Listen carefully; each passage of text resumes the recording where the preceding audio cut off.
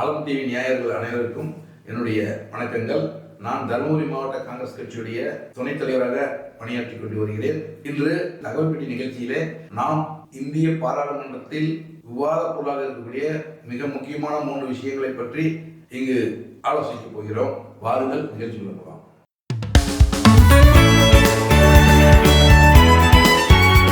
இன்று நாம் இங்கே பார்க்க போகும் 3 விவாத விஷயங்கள் என்னவென்றால், ஒன்று எப்ஸ்டீன் ஃபைல்ஸ், இதிலே இந்திய அரசியல்வாதிகளுடைய ரோல் என்ன. இரண்டாவது, இந்தியாவும் அமெரிக்காவும் சமீபத்திலே ஒரு வர்த்தக ஒப்பந்தம் ஏற்பட்டிருக்கிறது, இதனுடைய பாதிப்புகள் இந்தியாவிற்கு என்ன. மூன்றாவது, இந்தியாவுடைய இறையாண்மைக்கு எதிராக சைனா உள்ளே நுழைந்தது என்ற விஷயத்தை ராகுல் காந்தி பாராளுமன்றத்தில் எடுத்திருக்கிறார். இது சம்பந்தமாகவும், இந்த 3 விஷயம் சம்பந்தமாகவும் இங்கே பேச வருகின்றோம். முதல்ல நம்ம எடுத்தோம்னா எப்ஸ்டீன் ஃபைல்ஸ். எப்ஸ்டீன் ஃபைல்ஸ் என்பது என்ன? ஜெஃப்ரி எஸ்பில் என்ற ஒரு மிகப்பெரிய கோடீஸ்வரர் பாலியல் துன்புறுத்தலை சிறிய பெண் குழந்தைகளிடம் செய்து அவர்களுக்கு உலகத்தில் இருக்கக்கூடிய மிகப்பெரிய தலைவர்களை எல்லாம் இணக்கம் காட்டி அதன் மூலமாக தன்னுடைய தொழிலை, வியாபாரத்தை, பைனான்சியை டெவலப் பண்ணி இந்த சமுதாயத்தை சீரழித்துக் கொண்டிருந்தார். அவர் ஒரு தனிநபர் தவறு செய்கிறார், அது வேறு சமாச்சாரம். ஆனால் இதிலே அரசியல்வாதிகளுடைய பங்கு என்ன என்பதுதான். இவர் 2005ஆம் ஆண்டு புளோரிடா மாநிலத்திலே ஒரு தீவை விலைக்கு வாங்குகிறார். இந்த பாலியல் குற்றத்தை செய்வதற்காக ஒரு தீவை வாங்கி விலைக்கு வாங்கி அங்கே எல்லா இவருடைய லீலைகள் எல்லாம் அரங்கேறுகிறது. இதிலே மிக முக்கிய புள்ளிகளான ட்ரம்ப், கிளின்டன், எலன் மாஸ்க், மைக்ரோசாப்டுடைய ஓனர் நம்முடைய மோடி உட்பட இவர்கள் எல்லாம் இதில் இன்வால்வ் ஆகியிருக்கிறார்கள். இது சம்பந்தமான பிரச்சனைகள் எல்லாம், பல்வேறு வழக்குகள் எல்லாம் வந்திருக்கிறது. இவர் முதலில் கைது செய்யப்படுகிறார், 3 ஆண்டுகள் சிறைப்படுகிறார், பின்னாடி வர்றாரு. மறுபடியும் 2019ஆம் ஆண்டு இந்த அமெரிக்காவினால் கைது செய்யப்பட்டு சிறையில் அடைக்கும் பொழுது இவர் மர்மமான முறையில் இருந்திருக்கிறார். கொலை செய்யப்பட்டாரா, தற்கொலை செய்தாரா என்பதே ஒரு கேள்விக்குறி. இப்பொழுது நமக்கு பிரச்சனை என்னன்னா, இவருடைய விஷயங்களை எல்லாம் அங்கே இருக்கக்கூடிய உளவுத்துறை பறிமுதல் செய்திருக்கிறது. இவருடைய மின்னஞ்சலிலே போனது, மற்ற விஷயங்கள் எல்லாம் கிட்டத்தட்ட கோர்ட்டுக்கு, அமெரிக்கனுடைய சுப்ரீம் கோர்ட்டுக்கு வந்துவிட்டது. இதை வெளியிடாமல் வைத்திருந்தார்கள். தற்போது சமீபத்திலே வழக்கு வரும் பொழுது சுப்ரீம் கோர்ட் வந்து முழுமையாகவும் தற்பொழுது வெளியிடவில்லை. எப்ஸ்டீன் ஃபைல்ஸ்ல ஒரு சில முக்கியமான சென்சிட்டிவ் மேட்டர்லாம் வச்சுக்கிட்டு மீதி விஷயங்களை மட்டும் வெளியிட்டு இருக்கிறார்கள். இந்திய பிரதமர் மோடியை நாம் எடுத்துக்கொள்வோம். இந்திய பிரதமர் மோடியினுடைய பெயர் வெளியிடப்பட்ட 30 லட்சம் பக்கங்கள், மொத்தம் 30 லட்சம் பக்கங்கள், 1,80,000 போட்டோக்கள், 2000க்கும் மேற்பட்ட வீடியோக்களை அமெரிக்க கோர்ட் வந்து வெளியிட்டிருக்கிறது. இதிலே 33 இடங்களிலே இந்திய பிரதமர் நரேந்திர மோடியினுடைய பெயர் வந்திருக்கிறது. ஒரு நாட்டினுடைய பிரதமர், உலகத்திலேயே இருக்கக்கூடிய மிகப்பெரிய ஜனநாயக நாட்டினுடைய பிரதமர், விஸ்வகுரு என்று தன்னைத்தானே சொல்லிக்கொண்டு தம்பட்டம் அடித்துக் கொள்கின்ற பிரதமர், இந்த தேசம்தான் எனக்கு முக்கியம் என்று நாடகம் ஆடிக்கொண்டிருக்க ஒரு பிரதமருடைய பெயர் 33 இடங்களிலே இதுவரைக்கும் வெளியே வந்த பேப்பர்ல 33 இடங்கள் வந்தது. இதற்கு பதில் சொல்லக்கூடிய கடமை, பதில் சொல்லக்கூடிய பொறுமை இந்திய பிரதமருக்கு இருக்கிறது. இதுவரை அவர் வாய் திறக்கவில்லை. இந்தியாவுடைய ஊடகங்களும் டிவி சேனல்கள் எல்லாம் இதை பெரிதுபடுத்த தயாராக இல்லை, இதை பற்றி பேசுவதற்கு தயாராக இல்லை. நான் கேட்கிறேன், இந்த 30 லட்சம் பக்கங்களிலே ஏதாவது ஒரு இடத்தில் ராகுல் காந்தியுடைய பெயர் வந்திருந்தால் இந்த ஊடகங்களும் இந்த இந்திய திருநாட்டினுடைய மிகப்பெரிய ஹை ப்ரொஃபைல் பீப்புளும் இன்று கிளி என்று கிழித்திருப்பார்கள். ஆனால் 33 இடங்களிலே இந்திய பிரதமருடைய பெயர் வந்திருக்கிறது. இதை பெரிதுபடுத்த தயாராக இல்லை. இதுதான் தவறான ஜனநாயக பாதை என்பது என்னுடைய குற்றச்சாட்டு. ட்ரம்ப் வந்து இதில் இன்வால்வ் ஆயிருக்காரு. இஸ்ரேலிலே ஒரு பெகாசஸ் என்ற ஒரு கருவியை வாங்கி இந்தியாவுடைய ஜனநாயகத்தை சீரழித்துக் கொண்டிருக்கிறார் என்பது அனைவருக்கும் தெரியும். எதிர்கட்சிகளை ஒட்டு கேட்பதும், தன்னுடைய கட்சிகளிலே தனக்கு ஆகாதவர்களை ஒட்டு கேட்பதும் அந்த பெகாசஸ் கருவியின் மூலம் இந்தியாவுடைய தேர்தலையும் மாறுபடுத்தி அதில் அந்த பலவீனங்களை பயன்படுத்தி தனக்கு சாதகமாக பயன்படுத்த அந்த பெகாசஸ் இது வாங்குறதுக்காக ட்ரம்ப் சொன்னார் என்பதற்காக இந்த கூட்டணி ஜெஃப்ரி எப்ஸ்டீனும் ட்ரம்பும் சேர்ந்து இந்திய பிரதமரை இஸ்ரேல் நாட்டிலே இஸ்ரேல் பிரதமருக்கு முன்னர் நீ டான்ஸ் ஆடுன்னு சொல்றாங்க. இவர் டான்ஸ் ஆடுறார். இது வந்து வீடியோவில் வந்திருக்கு. ஒரு கேவலமான சமாச்சாரம். இந்தியா எவ்வளவு பெரிய நாடு. இந்தியாவுடைய ஒரு சின்ன வடகிழக்கில் ஒரு சின்ன மாநிலத்துடைய மக்கள் தொகை தான் இஸ்ரேலுடைய மக்கள் தொகை. இஸ்ரேலுடைய பிரதமருக்கு முன்னாடி இந்த பாலியல் குற்றவாளி சொல்கிறான் என்பதற்காக, ட்ரம்ப் சொல்கிறார் என்பதற்காக நாடகம் ஆடுகிறார் இந்திய பிரதமர். நாடகம் என்றால் டான்ஸ், இந்த கேமரா டான்ஸ் ஆடுற மாதிரி இவர் ஆடுறாரு. இது இந்தியாவுக்கு ஒரு வெட்கக்கேடு, இந்திய ஜனநாயகத்தை வெட்கக்கேடு. எப்ஸ்டீன் ஃபைல் குற்றவாளி நரேந்திர மோடி இதற்கு பதில் சொல்ல வேண்டும் என்பதுதான் நாங்கள் கேட்கக்கூடிய முதல் கேள்வி. பாராளுமன்றத்தில் எங்கள் அன்பு தலைவர் ராகுல் காந்தி அவர்கள் இதைத்தான் பேச வேண்டும் என்று நினைக்கிறார், ஆனால் பேச வாய்ப்பை மறுக்கிறார்கள். இதை கேட்கக்கூடிய எதிர்கட்சிகளை நசுக்குகிறார்கள். இரண்டாவது சமாச்சாரம் என்னவென்றால், ராகுல் காந்தி பல வருடங்களாக சொல்கிறார், சைனாவுடைய ஆதிக்கம் இந்தியாவிலே நுழைந்து கொண்டிருக்கிறது, இந்தியாவிலே பல நகரங்களை பல கட்டிடங்களை உருவாக்கி கொண்டிருக்கிறார்கள், இந்தியாவுடைய பார்டருக்குள்ள சைனாவுடைய ஆதிக்கம். இதை கேள்வி கேட்க, இதை தடுத்து நிறுத்த திராணி இல்லாத பாரதிய ஜனதா ஆட்சி, திராணி இல்லாத மோடியினுடைய ஆட்சியை கண்டித்து பல நேரங்களிலே பேசினார். இதையெல்லாம் கேள்விப்படுத்தி கொச்சைப்படுத்தினார்கள் பாரதிய ஜனதா கட்சிக்காரர்களும் அவருடைய தோழர்களும் RSS கும்பலும். ஆனால் இன்று இந்தியாவுடைய ஜெனரலாக இருந்த, இந்தியாவுடைய ராணுவத்துடைய தலைமை பதவியிலே இருந்தக்கூடிய M.M. நரவணே என்பவர் தன்னுடைய சுயசரிதையை எழுதியிருக்கிறார். அதிலே ஒரு பகுதியாக 2020 லடாக் பகுதியிலே நடந்த சம்பவங்களை எழுதுகிறார். ஆஸ் ஏ மிலிட்டரி ஆபீசரா அவர் சைனாவுடைய பீரங்கிகள், அவருடைய படைகள் லடாக்கிலே கைலாஸ் மோட் என்ற இடத்திலே அவர்கள் படை உள்ளே வந்துவிட்டது. அவர் ராஜ்நாத் சிங் பாதுகாப்பு அமைச்சரிடம் போன் பண்ணி கேட்கிறார், நான் என்ன செய்யணும் சொல்லுங்க, படை உள்ள வந்துடுச்சு இந்திய நாடுல, நான் என்ன நடவடிக்கை. அவர் என்ன சொல்றாரு, ஆலோசகர் தோவலை கேட்கிறார். தோவலை கேட்டா தோவல் இருங்க பாத்துக்கலாம் பொறுமையா இருக்கின்றாரு. அப்புறம் வெளியுறவு அமைச்சர் ஜெய்சங்கரிடம் ஜெனரல் கேட்கிறார். அப்போ ஜெய்சங்கர் என்ன சொல்றாரு, பொறுமையாக இருங்கள், நாம் கன்சல்ட் பண்ணி உயர்நிலை குழு பண்ணணும்ன்றாரு. அப்புறம் மீண்டும் ராஜ்நாத் சிங்கிடம் ஜெனரல் நரவணே கேட்கிறார்.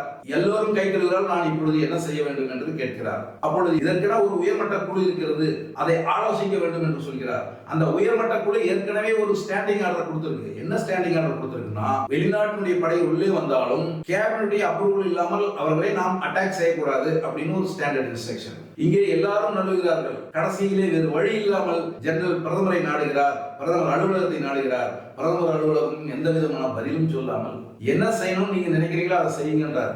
அப்படி என்றால் இந்திய திருநாட்டிலே பாராளுமன்றம் எதற்கு, பிரதமர் எதற்கு, ராணுவ அமைச்சர் எதற்கு?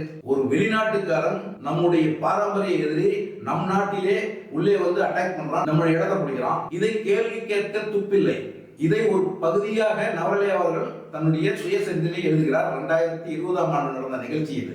இதை இந்த அரசாங்கம் 10 புத்தகத்தை வெளியிட்டிருக்கிறார்கள் வெளிநாட்டிலே. இங்கே வெளியிடக்கூடாது, ஆன்லைன்ல எல்லாத்தையுமே பிளாக் பண்ணிட்டாங்க. இந்திய நாட்டிலே நடக்கக்கூடிய ஒரு விஷயம், இந்தியாவுடைய இறையாண்மை, இதை பற்றி இந்திய குடிமக்கள் தெரிந்து கொள்ளக்கூடாது என்று இவர் நினைக்கிறார், இந்த மோடி நினைக்கிறார். பாராளுமன்றத்திலே இதை விவாதிக்க ராகுல் காந்தி அவருடைய மைக் அணைக்கப்படுகிறது. நாங்கள் கேட்கிறோம், இந்தியாவுடைய பாராளுமன்றத்திலே மக்களவை எதிர்கட்சி தலைவருடைய பதவி கேபினெட் அமைச்சர்களுக்கு ஈக்குவலான பதவி, அவர்களுக்கு எத்தனை சலுகைகள் உண்டு அத்தனையும் உண்டு. பிரதமர் ஜனாதிபதி எப்படியோ அதே போன்று மக்களவை எதிர்கட்சி தலைவர் பேசினால் அவருடைய சுவிட்சை ஆஃப் பண்ணக்கூடாது, அவருக்கு பர்மிஷன் கொடுக்க வேண்டிய அவசியமே கிடையாது. மக்களவை எதிர்கட்சி தலைவருக்கு முழுமையான அதிகாரம் இருக்கிறது. அவரை பேச விடாமல் தடுத்து நிறுத்துகிறார்கள், கலாட்டா பண்ணுகிறார்கள், அவர் மைக்கை ஆஃப் பண்ணுகிறார்கள். அப்படி என்றால் தேசபக்தி இங்கே நீங்கள் சொல்கிறீர்கள் ராகுல் காந்தி தேச துரோகி என்று. நீங்களாக ராகுல் காந்தி ஆக்சுவலா அந்த நவரேன ஃபைலை எடுத்து பேசுற ஐடியாவே இல்லை. இவர்களாக பாரதிய ஜனதா கட்சி எம்பிக்கள் ராகுல் காந்தி தேச துரோகி, தேசபக்தி அற்றவர் என்று சொன்னது பொழுதுதான் நான் தேசபக்தியுடையவன், இந்த தேசத்திலே நடக்கக்கூடிய இந்த மாதிரியான அக்கிரமங்கள்லாம் பத்திரிகையில் வந்திருக்கிறது, இதை நான் கண்டிக்கிறேன் என்று அந்த ஆக்சிடென்டலா இந்த மேட்டர் வெளியே வருகிறது. இந்த சைனாக்கார உள்ள எல்லா இயக்கங்களும் பண்றான். இதை பற்றி ஒரு எதிர்கட்சி தலைவர் பேசக்கூடாது என்று அவருடைய குரல் வழியில் செய்திருக்கிறீர்கள். இந்த செய்தி ஒரு பத்திரிகையிலே வந்திருக்கிறது. ராகுல் காந்தி அவர்கள் ஒரு விஷயத்தை எடுக்கும் பொழுது அதனுடைய ஜெராக்ஸ் எடுத்து அத்தன்டிகேட் கொடுத்து இது இந்த பத்திரிகையிலிருந்து எடுக்கப்பட்டது என்று கையெழுத்து போட்டு சபாநாயகரிடம் அவருடைய குழுவிடம் கொடுத்திருக்கிறார்கள். அதை பற்றி தான் பேசுகிறார்கள்.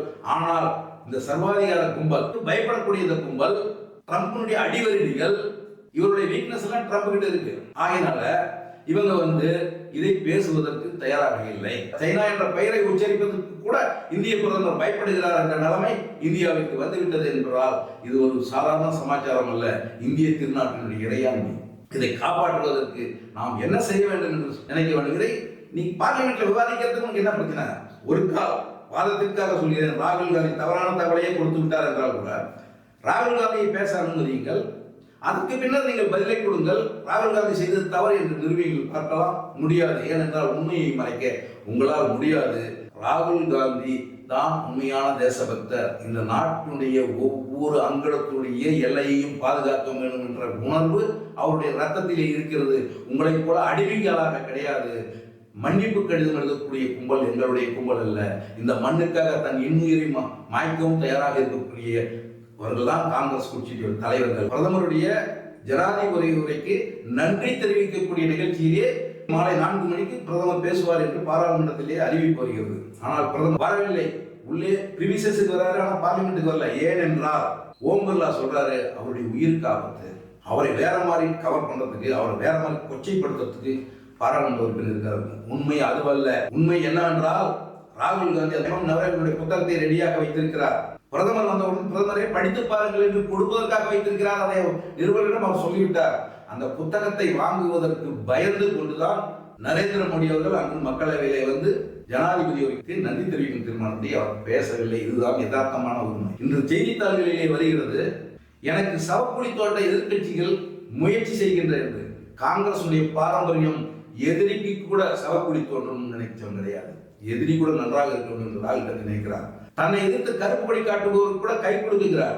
பாரதிய ஜனதா கட்சி ஆபீஸில் இருந்து ஏராளமாக அவர் பாத யாத்திரை பேசியவர்கள் கூட தன்னுடைய அன்பை செலுத்துகிறார். அப்படிப்பட்ட உயர்ந்த ஒப்பற்ற குணம் கொண்ட ராகுல் காந்தியும் காங்கிரஸ் கட்சியும் உனக்கு சவக்குழி தோண்டவா இருக்கிறது, நீதான் சவக்குழி தோண்டினாய். குஜராத்தில் ஆயிரக்கணக்கான இஸ்லாமியர்களை கோத்ரா சம்பவத்திற்கு பின்னர் கொலை செய்தவர் உங்கள் கும்பல். காங்கிரஸ் கட்சியுடைய எம்பி ஒரு முஸ்லீம் என்பதற்காக கொலை செய்தது உங்களுடைய கும்பல். மணிப்பூரிலே ஆயிரக்கணக்கான சகோதரிகளையும் சகோதரர்களையும் பலிகடாக்கி சவக்குழிக்கு அனுப்பியது உம்முடைய கும்பல், பாரதிய ஜனதா கட்சி கும்பல். இந்திய சரித்திரத்தில் எடுத்துக்கொண்டே என்றால் 47 இதுவரை பார்த்தால் கொலைகார கும்பல் உன்னுடையது. அரசியல் எதிரிகளை சித்தாந்த ரீதியாக எதிர்க்க முடியாமல், கொள்கை ரீதியாக எதிர்க்க முடியாமல் தவறான வழியிலே அவர்களை பலிகடாக்கி கொலை செய்தது உங்களுடைய கும்பல். காங்கிரஸ் கட்சிக்காரன் கனவிலும் நினைக்க மாட்டான் எதிரியையும் மதிக்கக்கூடிய, அவனுடைய வாழ்வு நன்றாக இருக்கக்கூடிய, அவருடைய கொள்கைகளை திருந்தி வாழ வேண்டும் என்ற உயர்ந்த எண்ணத்தை உடையவன் தான் காங்கிரஸ்காரன். அதுதான் ராகுல் காந்தி. அவரை பார்த்து இப்படி சொல்கிறாய், உனக்கு வீக்னஸ் வரும்போதெல்லாம் மக்களுடைய அனுதாபை பெற வேண்டும் என்பதற்காக எனக்கு சவக்குழி தோன்றுகிறீர்களா என்று கேட்கிறாயே. ஒரு பிரதமருக்கு வெட்கம் இல்லையா? பாராளுமன்றத்தில் வருவதற்கு பயப்படுகிறாய்.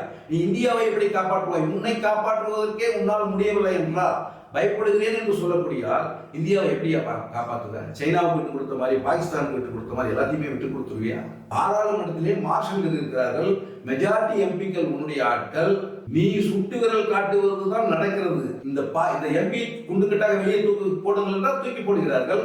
8 எம்பியை சஸ்பெண்ட் பண்ணுனா சஸ்பெண்ட் பண்ணுகிறார்கள். அங்கே உன்னுடைய ராஜாங்கம் தான் நடந்து கொண்டிருக்கிறது. ஆனால் பாராளுமன்றத்தை சந்திக்க பயந்து கொண்டு நடக்கக்கூடிய பலவீனமான பிரதமர் தான் மோடி அவர்கள். மூன்றாவது என்னவென்றால் மிக முக்கியமான இந்தியாவுடைய பொருளாதாரத்தை பற்றி, விவசாயிகளுடைய வாழ்வாதாரத்தை பற்றிய ஒரு அக்ரிமெண்ட். பல வருடங்களாக அமெரிக்காவுக்கும் இந்தியாவுக்கும் உறவிலே சில பிரச்சனைகள் இருக்கிறது.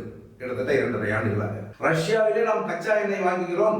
ரஷ்யாவுக்கும் உக்ரைனுக்கும் இருக்கிற போரிலே ரஷ்யாவிலே குறைந்த விலைக்கு வாங்குவதால் நாம் ரஷ்யாவை பலப்படுத்துகிறோம், ரஷ்யாவை தூண்டுகிறோம், உக்ரைனுக்கு எதிராக செய்கிறோம் என்று ட்ரம்ப் ரொம்ப நாளாவே நம்ம மேல குற்றச்சாட்டு சொல்லிக்கிட்டே வந்துட்டு இருக்கார். ஆனால் இந்தியாவுக்கும் அமெரிக்காவுக்கும் ஒரு வர்த்தக ஒப்பந்தம் என்றால் அதை அறிவிக்க வேண்டியது யார்?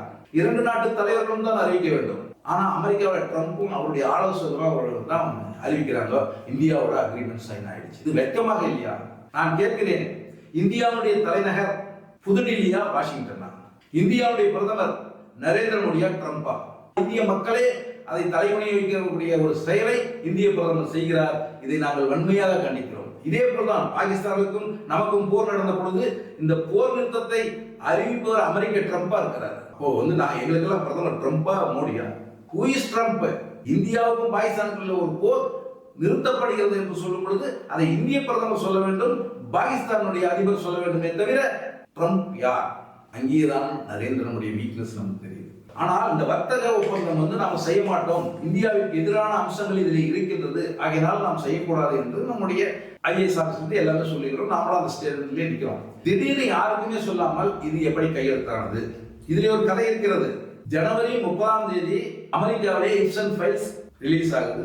நரேந்திர மோடி ஐயா அதை இன்வால்வ் ஆகிறார். 31ஆம் தேதி அதற்கு அடுத்த நாள் நரேந்திர மோடியினுடைய பினாமி இந்தியாவுடைய தொழிலதிபர் அதானி அவர்கள் அமெரிக்கனுடைய கோர்ட்டவருக்கு வாரண்ட் போட்டு பிடிச்சிட்டு வராங்க. அவர் செய்த தவறுகள், அவர் செய்த ஊழல்களுக்காக. இந்த 2 இடி விழுந்த உடனே 1ஆம் தேதி இந்தியாவுடைய பிரதமர், இந்திய அரசாங்கம் அமெரிக்கா வைத்த அத்துணை நிபந்தனைகளுக்கும் வர்த்தக ஒப்பந்தத்தில் கையெழுத்திடுகிறது. அதானியை காப்பாற்ற வேண்டும், தன்னுடைய இமேஜை உயர்த்திக் கொள்ள வேண்டும். இந்தியா எக்கேடு கிட்டு போனால் என்ன, இந்திய பொருளாதாரம் எக்கேடு கிட்டு போனால் என்ற எண்ணத்தில் 45 லட்சம் கோடி மதிப்புள்ள வர்த்தக ஒப்பந்தத்தை இந்தியா கையெழுத்திட்டிருக்கிறது. இது இந்திய விவசாயிகளுக்கு துரோகம் செய்கிறது. இதுல ஒரு சமாச்சாரம் சொல்றாரு, 25% நான் 18% குறைச்சிட்டேன் அப்படின்ட்டு. 25% வரி ட்ரம்ப் போட்டாரு. அவர்கிட்ட நான் பேசி அதை 18% குறைச்சிட்டாரு. நாங்கள் ஒரே ஒரு கேள்வியை கேட்கிறோம். அவர் 25% போறதுக்கு முன்னாடி இந்தியாவுடைய பொருள்களுக்கு, இந்தியாவுடைய ஏற்றுமதி பொருள்களுக்கு என்ன சதவீத வரியை அமெரிக்கா விதித்திருந்தது? 3% வரியை தான் விதித்திருந்தார்கள். இப்பொழுது 18% வரி, 6 மடங்கு 600% இன்க்ரீஸ் பண்ணி தான் நீ கைது போட்டுக்கிறே தவிர இந்தியாவுடைய தொழிலதிபர்கள், இந்தியாவுடைய ஏற்றுமதியாளர்களுடைய நலனை அடகு வைத்து விட்டாய் நீ அதானி என்ற ஒரு நபருக்காக என்பதுதான் எங்களுடைய குற்றச்சாட்டு. அது மட்டுமல்ல, விவசாயிகளுடைய பொருட்கள் அமெரிக்காவுக்கு இறக்குமதி செய்வதற்கான வரிகளை தடை செய்தாயா? அந்த பொருள் இங்க இறக்குமதி ஆச்சுன்னா இந்திய விவசாயம் என்ன ஆகும்? அதை நீ தடை செய்யவில்லை.